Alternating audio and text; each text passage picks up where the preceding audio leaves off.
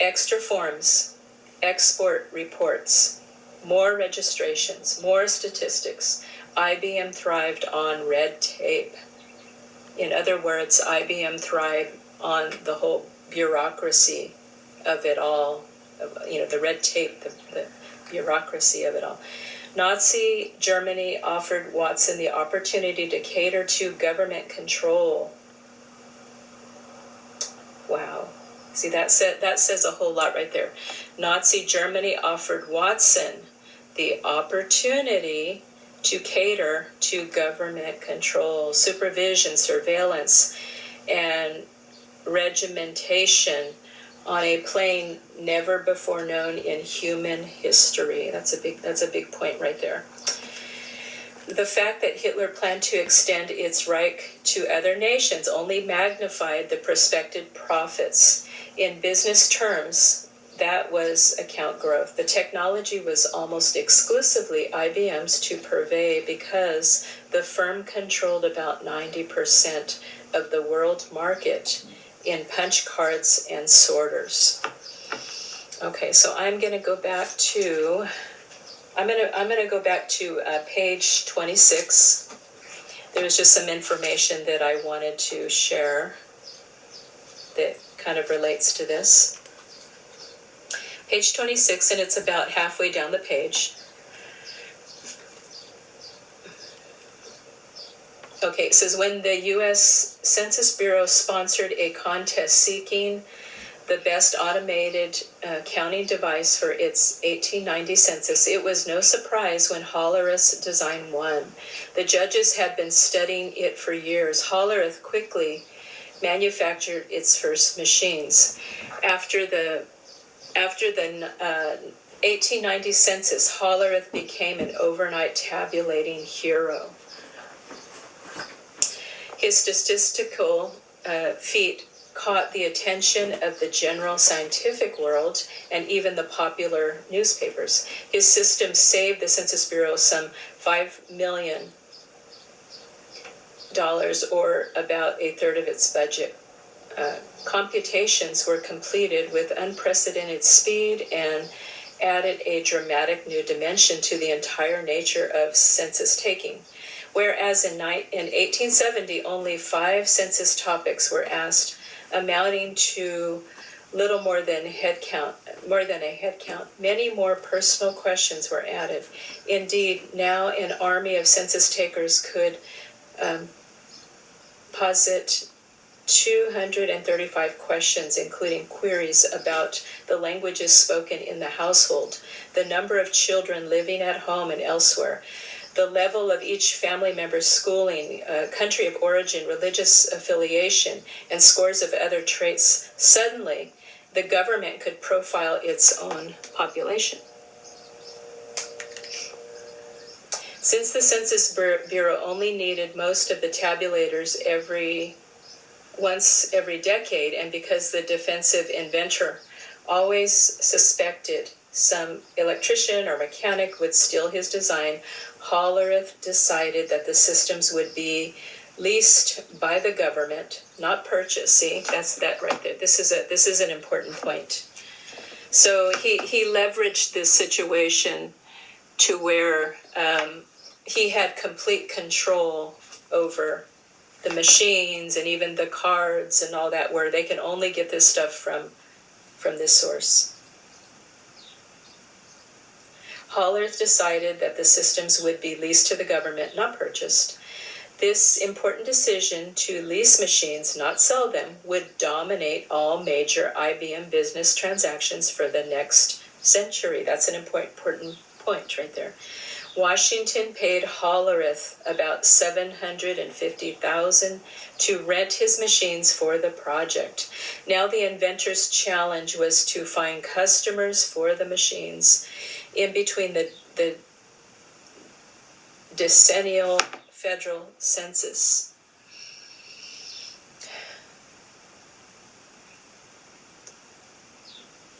Okay, and quickly that became no challenge at all. Governments and industry were queuing up for devices. Census and statistical departments in Russia, Italy, England, France, and Austria and Germany all submitted orders. Hollerith's new technology was virtually unraveled.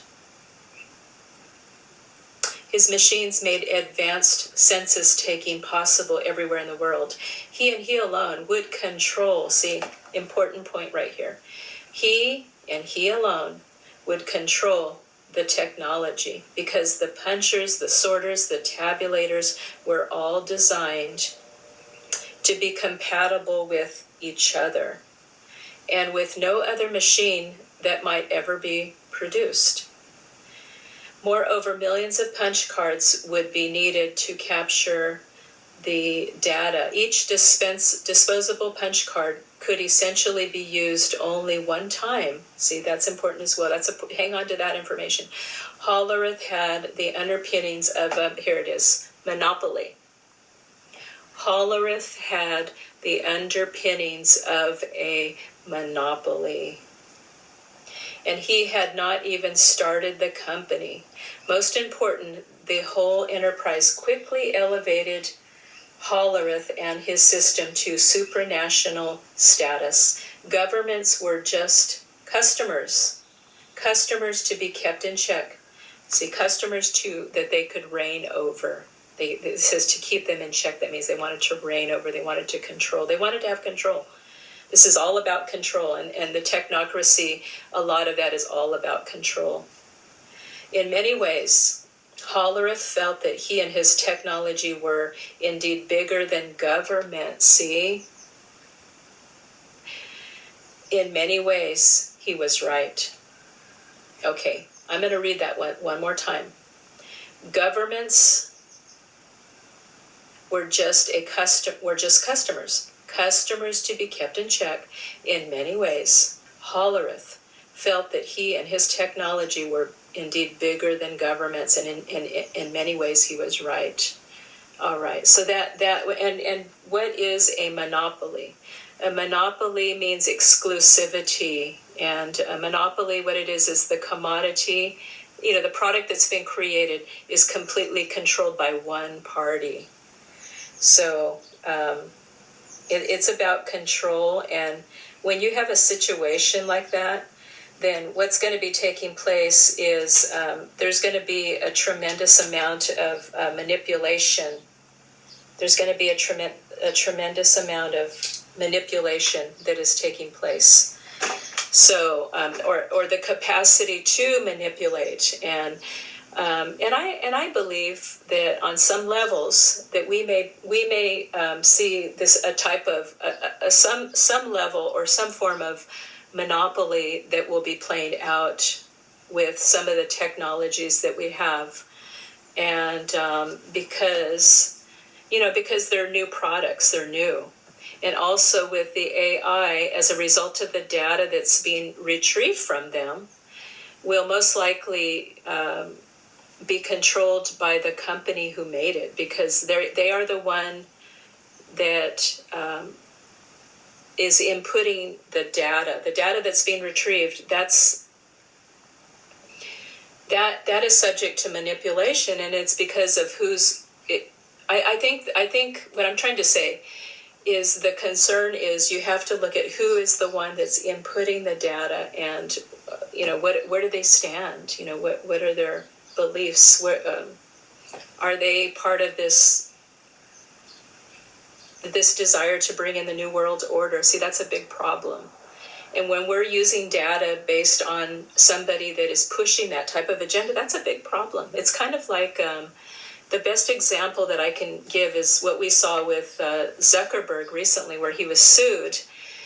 And I believe it had to do with chatbots and how they were becoming predators to the children, and causing some of the teenagers to commit suicide, and or telling them to, the machine with the app was telling them to commit suicide.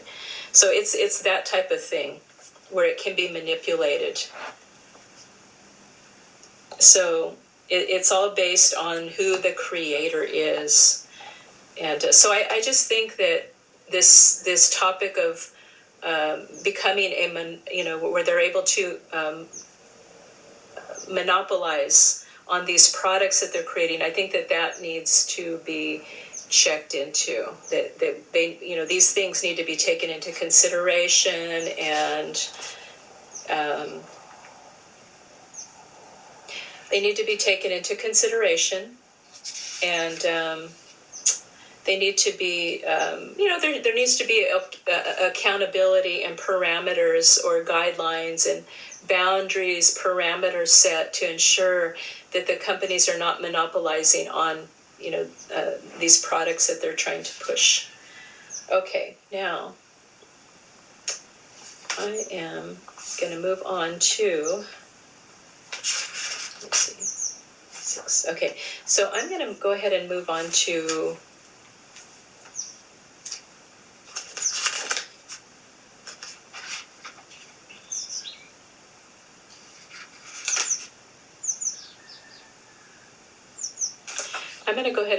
page 208.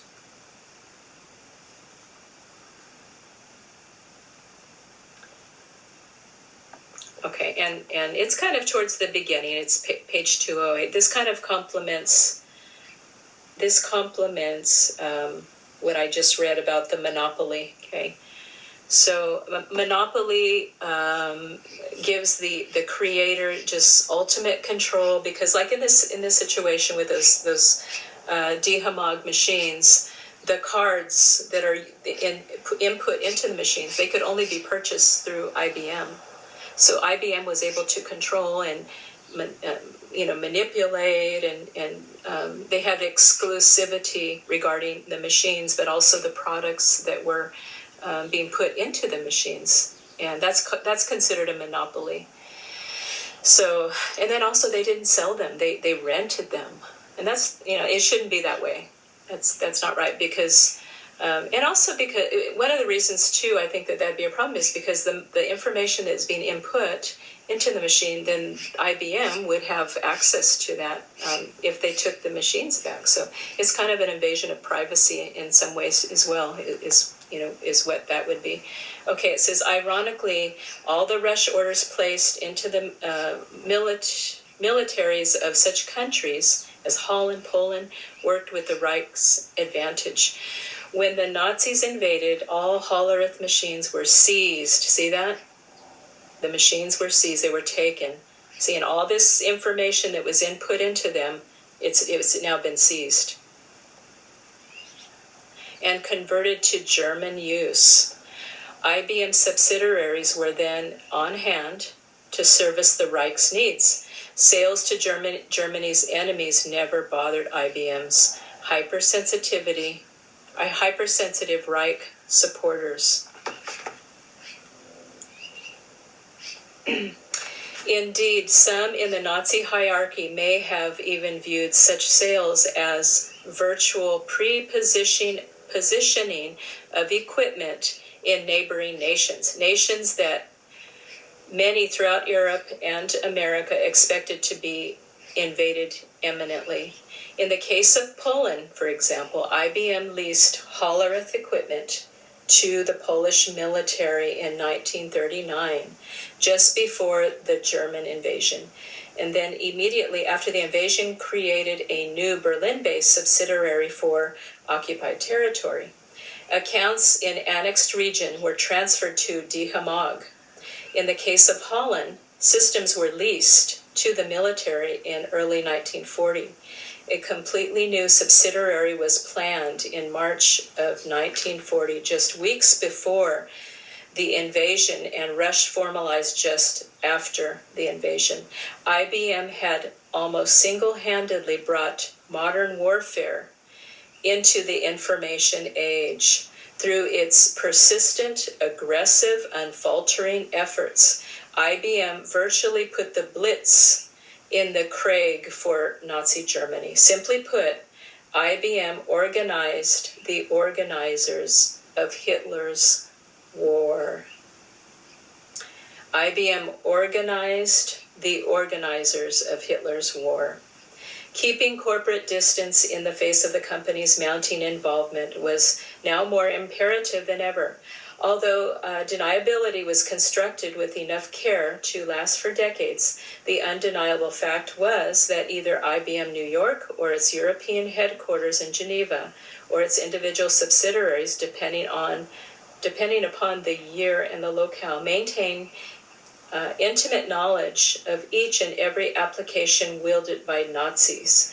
This knowledgeable was inherently revealed by an omnipresent paper trail.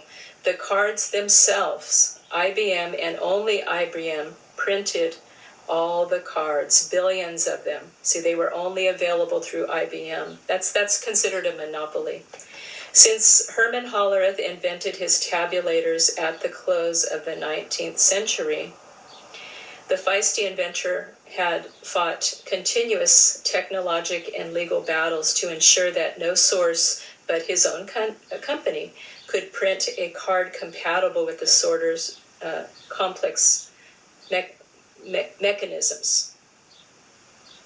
See, he ensured that no source but his company could print a card compatible with the sorter's complex mechanisms. Once a customer invested in a Hollerith machine, the customer was continuously tied to the company for punch cards. This exclusivity was nothing less than the anchor of the lucrative Hollerith monopoly. It referred to as exclusivity. It was the anchor of the lucrative Hollerith monopoly. Okay. So, let's see here. Okay, so I'm going to go back to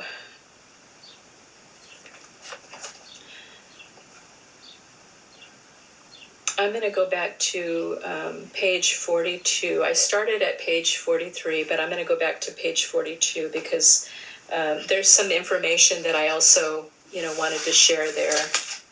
And let's see here. Alrighty. Page 42. It says newspapers constantly reported his movements and exploits. It was written during that era that probably no businessman in the country gets his name and picture in the newspapers more often than he does, referring to Watson, Thomas Watson. Watson makes hundreds of public appearances every year at banquets, university commencements, the opening of art exhibits, and similar occasions. Fortune referred to Watson as the leader with a capital L. So completely conscious was Watson of his mythic quality that he eyed even the porters on trains and waiters with restaurants as potential legend busters. He tossed them big tips, often as much as $10, which was largesse, I think it is, for the day. As he explained, there is a whole class of people in the world who are in a position to poor-mouth you unless you are sensitive to them. They are head waiters, pullman, car conductors, porter and chauffeurs. They see you in an intimate fashion and can really knock off your reputation. It sounds to me that this situation with him, it's like an example of like the cult of personality. Like it's a situation like that, cult of personality, and they were really elevating him quite a bit. So.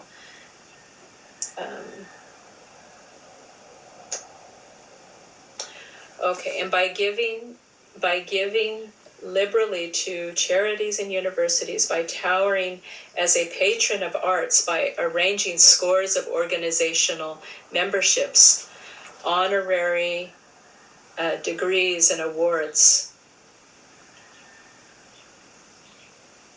he further cultivated the man myth for himself and IBM.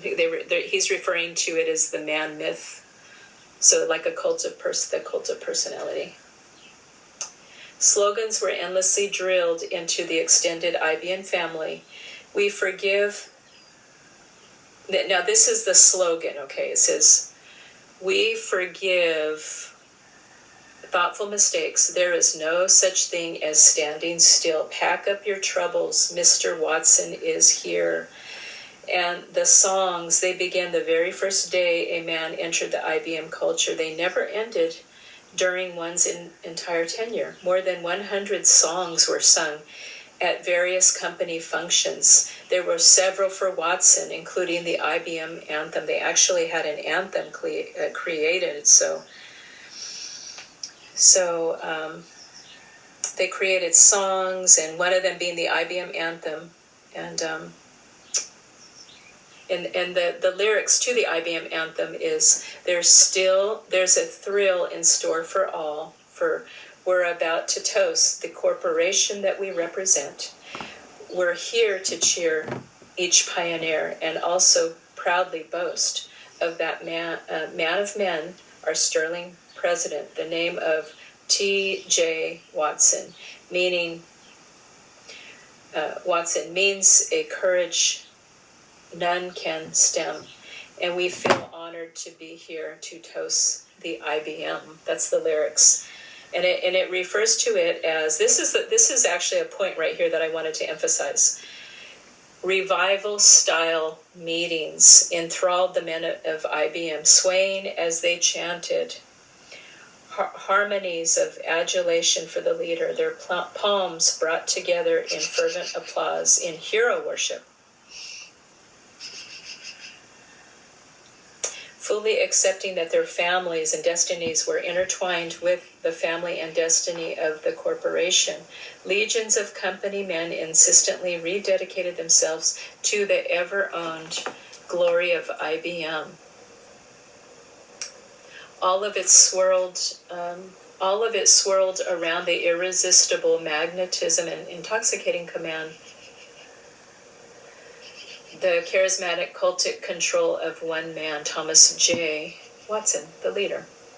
Okay, so I wanted to point out, that's actually all I'm going to be reading for today in this book.